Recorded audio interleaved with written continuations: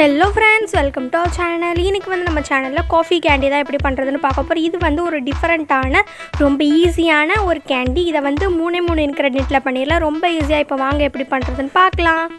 இந்த coffee candy பண்ணுறதுக்கு ஒரு பவுலில் ஒரு 1/4 கப் பால் சேர்த்துக்கலாம். இப்போ இதில் 1 டேபிள் ஸ்பூன் காஃபி பவுடரும் சேர்த்துக்கலாம். சேர்த்தாச்சு. இப்போ இதை நல்லா மிக்ஸ் பண்ணிக்கலாம்.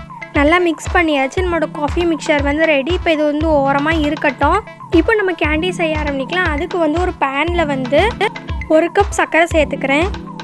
இப்போ இதில் 2 டேபிள் ஸ்பூன் தண்ணி சேர்த்துக்கலாம். ஏன் தண்ணி சேர்க்குறோன்னா சுகர் கரிஞ்சிடக்கூடாது, அதுக்காக தான்.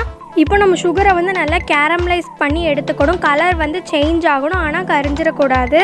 கரிஞ்சா கேண்டி நல்லா இருக்காது, கசக்கும் லைட்டாக. இப்போ சர்க்கரை நல்லா கரைஞ்சி இந்த மாதிரி சுகரோட கலர் ப்ரௌன் கலரில் ஆகிருக்கு. இப்போ நல்லா கேரமலாக ஆயிடுச்சு. அடுப்பை நல்லா லோ ஃப்ளேம்லேயே வச்சு நல்லா இந்த மாதிரி கேரமல் ஆக்கி எடுத்துக்கோங்க.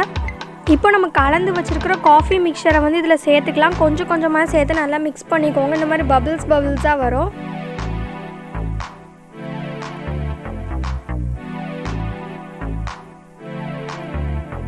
இப்போ நம்மளுடைய காஃபி கேண்டியோட மிக்சர் ரெடி ஆயிடுச்சு. இப்போ நம்ம ஸ்டவ் ஆஃப் பண்ணி இதை வச்சிடலாம். ஸ்டவ்லேருந்து இதை எடுத்த உடனே ஒரு எண்ணெய் தடவுனா ஒரு பிளேட்டுக்கு வச்சுருங்க. நான் ஏற்கனவே ஒரு பவுலில் எண்ணெய் தடவி வச்சுட்டு நம்மளுக்கு எந்த ஷேப்பில் வேணுமோ இப்போ அதில் நான் இதை ஊற்றிட்டேன். ஸ்டவ்லேருந்து எடுத்து உடனே இதில் ஊற்றிடணும். அப்படி இல்லாட்டி அதிலே இந்த கேண்டி செட் ஆயிரும்.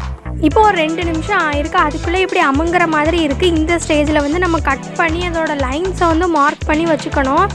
இந்த மாதிரி லைன்ஸ் போட்டு வச்சா இது செட் ஆகணுன்னே நம்ம எடுத்து பீஸ் போடுறதுக்கு கரெக்டாக இருக்கும். இது செட் ஆகணுன்னே நான் எடுத்து பீஸ் போட்டு வச்சுட்டேன். ரொம்ப சூப்பராக இருக்குது. ரொம்ப டேஸ்ட்டாகவும் இருந்துச்சு. ரொம்ப ஈஸியாகவும் வேலை முடிஞ்சிருச்சு. ரொம்ப டேஸ்ட்டான காஃபி கேண்டி ரெடி. நீங்களும் கண்டிப்பாக வீட்டில் ட்ரை பண்ணி பாருங்கள். பாய்.